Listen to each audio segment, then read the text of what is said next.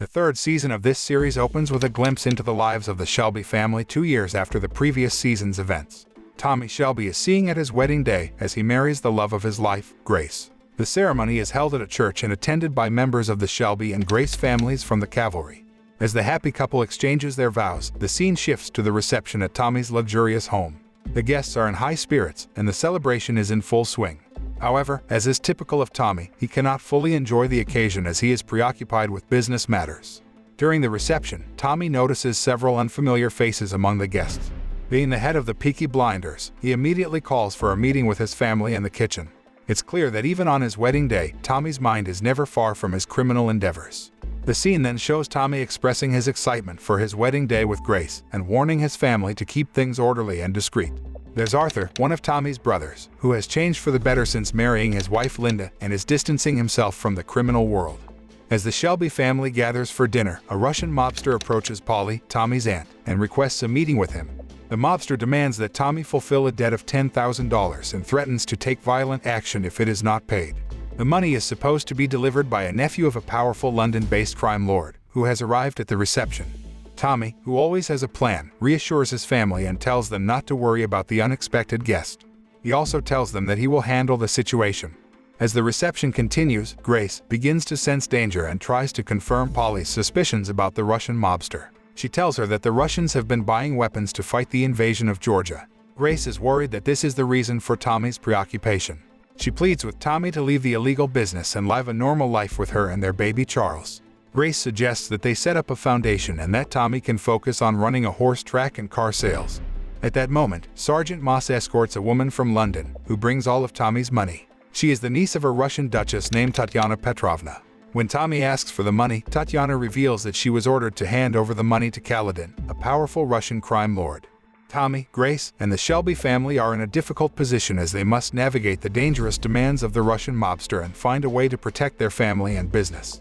Tommy suspects that Tatiana is a spy from the Soviet Union embassy and decides it would be safer for everyone if she handed over the money to him. Arthur expresses his concerns that the Peaky Blinders have gotten themselves into too much trouble. But Tommy believes they have no choice but to follow through with the plan. Tommy forces Arthur to confront Kaladin, and they engage in a fight. Arthur ultimately emerges victorious, but no one hears the gunshots because Tommy has kept the guests preoccupied with the party. He knew that if anyone were to find out about the murder, it would put his family in danger. The next day, the Shelby family goes to their headquarters to deposit the money. Afterward, Tommy heads to a car manufacturing plant to meet a foreman. During their conversation, Tommy takes the key to room number 6 and finds many secret tanks. After his discovery in the manufacturing plant, Tommy meets with Father Hughes, a powerful priest who has connections to the military, parliament, and police. Father Hughes arranges a meeting between Tommy and MP Patrick Jarvis, where it is revealed that the tanks Tommy found are meant to be used in the war in Georgia. Tommy does not agree with this plan. Father Hughes also reveals the identity of the man Tommy will meet at the Ritz Hotel, Leon Petrovich Romanov, Tatiana's uncle. Meanwhile, John and Arthur are seen meeting with the leader of a rival gang, who expresses his anger about the Peaky Blinders' actions of burning down their restaurant, as a retaliation for their son's actions towards Lizzie. Polly also urges John to apologize for his actions, but he refuses and instead wants to destroy the rival gang. Back at the headquarters, Tommy receives information that John had carried out an attack on Changretta and is proud of his actions, unlike Polly and Arthur, who are beginning to have doubts. Tommy then meets with Romanov at the Ritz Hotel and is given a blue sapphire as an extra payment for the weapons he had sold to them. He returns home and presents the sapphire to Grace as a gift. As the Shelby Foundation event is about to be held, he suggests she use it as jewelry. Changretta, a patient at the hospital, was the victim of a vicious attack by John that left him with a serious eye injury. This enraged his father, who began to plot his revenge. The next day, the police stormed the headquarters of the Peaky Blinders and arrested both John and Tommy, who were thrown into prison.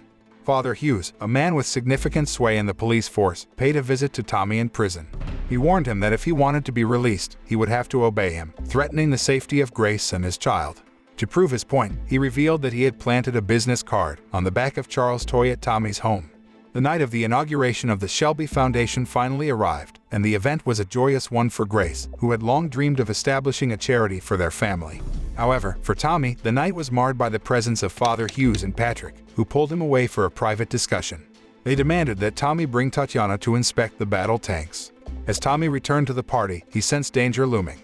He tried to whisk Grace away to safety, but it was too late. Tragically, Grace was shot and killed. Tommy was consumed by grief, and his family was reluctant to speak to him, let alone to discuss work matters. Polly and Michael reported their work to Tommy. The aftermath of Grace's death had left Tommy's mental state in shambles. Despite Polly's attempts to shield him from further stress, Arthur and John forced their way into the room to report that they had tracked down and killed the person responsible for Grace's death, Changretta, who had fled to New York. However, the matter took a troubling turn when Tommy ordered them to kill Changretta's wife, who happened to be a former teacher of Arthur and John. They both refused, but Tommy was unfazed, believing that the legal businesses run by Michael were more important. This caused John and Arthur to resent him, feeling like they were only used for dirty and dangerous tasks, while Polly and Michael were given more respectable roles. As his grief and guilt consumed him, Tommy decided to visit a fortune teller, Madame Boswell, seeking answers about the sapphire necklace that he had given Grace, and whether it was the cause of her death or his negligence that led to her death. His subordinate, Johnny Doggs, and his son Charles accompanied him. Tommy is plagued by guilt over his failure to protect Grace and seeks answers from Madame Boswell, who reveals that the sapphire necklace he gave Grace was cursed. However, she assures him that his luck will change after the stone has been released. Meanwhile, Arthur and John carry out their task of capturing the Changretta couple at the harbor in Liverpool. They release Mrs. Changretta but bring Mr. Changretta to Tommy. Tommy's anger and pain are palpable as he plans to slowly kill Mr. Changretta, but Arthur, unable to bear the thought of Tommy becoming increasingly brutal, shoots Mr. Changretta to end his suffering. Tommy then tasks them to find information about an informant named James, who had leaked information about the robbery at the Manchester factory. James reveals the names of the organization's employees who had provided him with the information, including the Vigilance Committee and the Outfield. Tommy is unfazed by the danger posed by these organizations, knowing that the Peaky Blinders are also a formidable force. At home, Arthur receives good news from his wife, Linda Shelby, that she is pregnant, and she urges him to leave the dangerous work behind, not wanting to suffer the same fate as Grace. A few days later, Tommy attends a crucial meeting with Tatiana, Mr. Romanov, Lady Isabella, Father Hughes, and others. He presents the names of the informants he obtained from James to Lady Isabella. Tommy had the plan to move all the battle tanks using trains. However, his conversation was repeatedly interrupted by Father Hughes, forcing him to leave a message for Lady Isabella about a secret he had. As he was about to leave, he also revealed to Tatiana that Father Hughes was the one who leaked information about the battle tank robbery to James, who then passed it on to the Soviet Union embassy with Lady Isabella's permission. Tommy decides to take matters into his own hands and plans to kill Father Hughes. The next day, he gathers his team to discuss the battle tank robbery, and the plan is to distribute the profits to all parties involved and use the rest for legal businesses. Meanwhile, Polly goes to a church to confess and apologize to God for killing Inspector Campbell. Now the Peaky Blinders plan to commit another murder against Father Hughes after church. Linda invites Polly, Esme, and Lizzie to join a protest to defend women's rights, and they take to the streets along with other women workers to demand justice. On the other hand, Tatiana visits Tommy at his house to ask for proof that Father Hughes has betrayed them. After getting the evidence she needs, Tatiana leaves his house. Tommy then tells John and Arthur that the Russian Duchess has a treasure room in their house, and he is worried that they will not pay them after the robbery mission is over. As a result, he takes the initiative to steal some of the Russian Duchess's jewelry as payment. Polly's confession at the church a few days ago has unexpectedly reached Father Hughes, who now knows of Tommy's plan to kill him. The next day, Tommy carries out his plan to kill Father Hughes by following him to a bathroom, but he is ambushed and attacked from behind. He is then taken to a location where he is brutally tortured until he loses consciousness. In addition, he is forced to take an injection and make a public apology in front of his family. If he refuses, Father Hughes threatens to harm his family and his child. Afterward, Tommy is left on an empty street, severely injured. Despite his physical pain, Tommy tries to return home and complete some business related to the battle tank robbery. However, in order to protect his family and his child, he decides to cancel the robbery plan.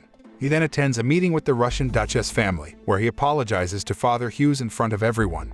After the attack, Tommy immediately calls a meeting with a special advisor from the Soviet embassy to inform him that there will be a robbery of battle tanks at a factory in Birmingham. The informant deliberately leaked this plan to create dispute on British territory and force them to break off diplomatic relations. The robbery in Birmingham was a trap to make it happen.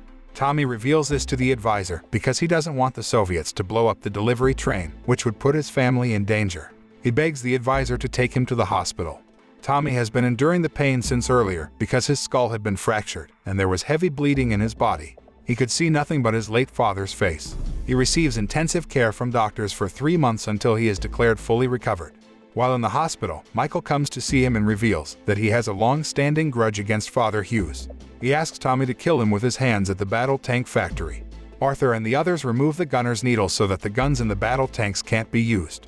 Shortly after that, representatives from the Soviets arrive and agree to tell their team not to blow up the large delivery train upon returning home. Tommy quickly informed Johnny Dogs that they had been tasked with digging a tunnel near the palace of the Russian Duchess family, with the ultimate goal of stealing their treasure. Not long after, Tommy received a visit from Alfie Solomons, the leader of a Jewish gang, who offered to cooperate with him in their plan. When Arthur and the others were allowed into the room, they were shocked and angered to see Solomons, as he was the one who had put Arthur in prison. Solomons apologized, claiming that everything he did was for business purposes. The following day, Tommy, John, and Arthur began investigating the treasure room. Upon arriving at the palace, they were greeted by Tatiana and Lady Isabella, and soon discovered that the palace was heavily guarded. However, with Solomons posing as a gem expert, they could enter the treasure storage room and make their selections, with a total price agreed upon. Tommy then rallied some of his troops to begin excavating the tunnel. As the dig began, Johnny Dogs gave the Shelby family precise instructions on where to begin.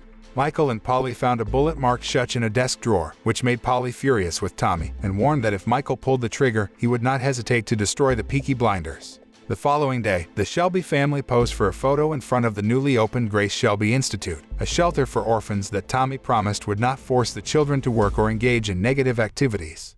At the event, Tommy was approached by a man who reminded him he had only 24 hours to carry out his orders. As Tommy was busy entertaining guests, he didn't realize his son, Charles, had been kidnapped. Despite a frantic search, he was nowhere to be found. That evening, it was revealed that Father Hughes had taken Charles, who threatened to harm him if Tommy did not continue with his plan to steal the Russian Duchess family's treasure. To his surprise, Father Hughes already knew about his plan and demanded he hands over all the assets as capital. Charles would be returned once Tommy had completed the orders. He was furious and accused his family of betrayal, and even accused Alfie Solomons of being a traitor. An altercation ensued until Michael came in and killed Solomon's bodyguard. With Michael's help, Tommy regained his composure and focused on the task at hand, completing the tunnel before the deadline set by Father Hughes. Despite facing challenges such as leaks and bomb explosions, Tommy was determined to help his troops finish the excavation. Meanwhile, Michael located Father Hughes and prepared to shoot him, while Arthur stood ready to blow up a train if they did not receive news about Charles's safety. Through their efforts, Tommy successfully steals the jewels from the Russian Duchess family. Michael saves Charles and kills Father Hughes, and Arthur blows up the train. The next day, Tommy brought all the stolen property to Tatiana, who surprisingly revealed that she had been working with him from the beginning. She arranged for a diamond buyer to pay for her family's diamonds, but Tatiana killed the buyer herself, allowing Tommy to keep the diamonds and still receive payment. He then shared the profits among his family, with plans for Arthur and John to start a new life. However, their celebration was cut short when they were informed that arrest warrants had been issued for Arthur, John, Polly, and Michael. The season ended with them being taken into police custody, bringing the Peaky Blinders Season 3 series to a close.